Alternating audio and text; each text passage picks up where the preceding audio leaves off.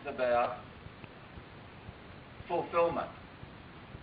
It's about feeling secure about the future. It's about being able to bring out creative talents. It isn't just about consume, consume, consume, as we're being told by the dominant paradigm at the moment. And let me say this without any fear that in my lifetime at least it will be contradicted. The only way to fix what is happening is to vote Green. A lot of other people will come along and good people and be drafted into the political party. Look at my friend Peter Garrett.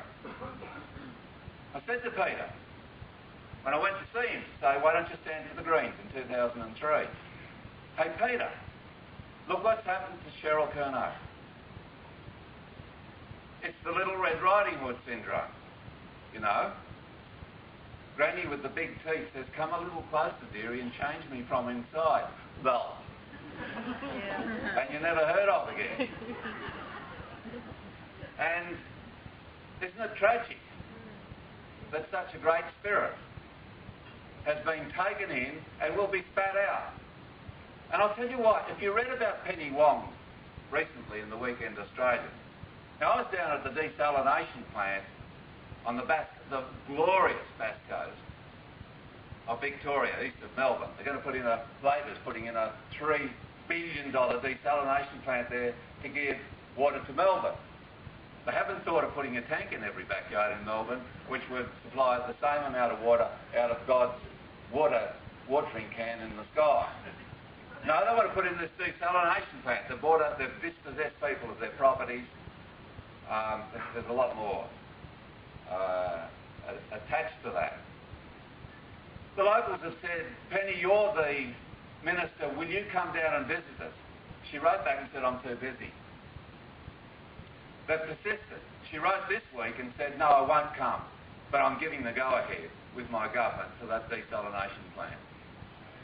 But you read in the paper that the coal corporations, most of them are multinationals owned outside this country, have been lined up at Penny Wong's door.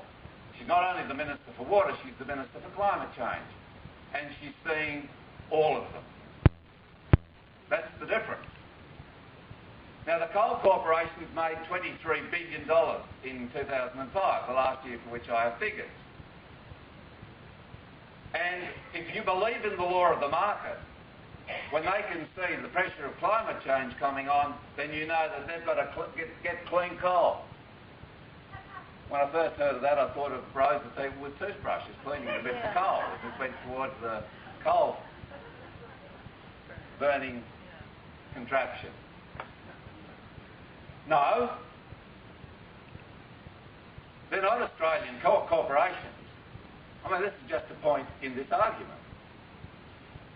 They do sell shares on the stock exchange. I was just saying to somebody over here a bit earlier, you know, I had a donation to the Greens for $40,000 last year, and we put up billboards about climate change.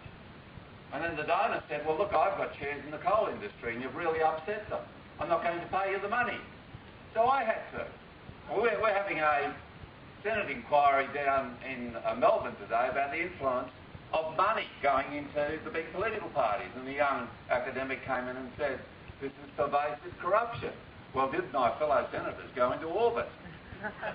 But my experience is it is. You know, I'm still paying off the $40,000. I had to think really strongly. Am I going to change tack here and start supporting the coal industry? Very good for the pockets. Well, it is. But, you know, you have to live with it if you do that, and I can't do that. I don't want to anyway. Quite happy with the company I keep. Anyway, here is the challenge. A by-election is being held in Lyne. I called it Vale on the ABC. Sorry about that. No, as you get a little bit older, some of you here might know about this, although I can't see anybody here who's as old as me. But every now and then you hear a clunk, and you think, oh, there's another one fell out. I did recover and so I meant Lyne. There's a by-election being held here because the big parties have dumped this electorate. Mr. Bayer stood, but didn't say to people, I am only going to stay there if we get into government. If we don't, I'll dump you. But must have been in his mind, I think. What's happened is there's been an election, they didn't get elected, and he's dumped this electorate. Same with Mr. Dowder over in Mayo in South Australia. I'm going back over there in a couple of days' time. Well, you would think a heaven-sent opportunity for a Labor government which was elected on a groundswell of support to stand a strong Labor candidate in this seat. No, they've dumped it as well. They're not even standing somebody. Now, if the Greens did that, we'd be history tomorrow. Because, you know, we're a growing party, but we don't necessarily expect to win every time we stand. Though we are a party that says there's going to be a few surprise election results coming down the line, and it is going to make a difference to parliaments when they happen. Well, the Greens have selected Susie Russell to stand here, and you've heard her. She's the good. And it's incredibly important that people understand this. So please tell your neighbours, ring your friends. I'll ring my cousins in Taree. If you ring your friends in Warhope or wherever they might be, and tell them this. Voting Green is absolutely not a wasted vote. It's double value voting.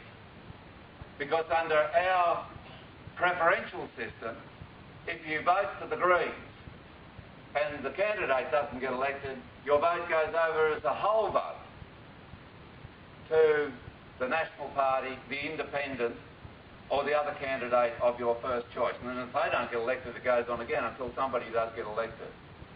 And you've sent a message to whoever is elected, A, that you like the Greens policies, but B, you then endorse them as candidates if Susie's not the winner.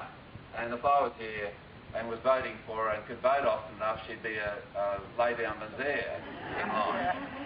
But you're not allowed to do that. The electoral office told us today. And look, there's so much else.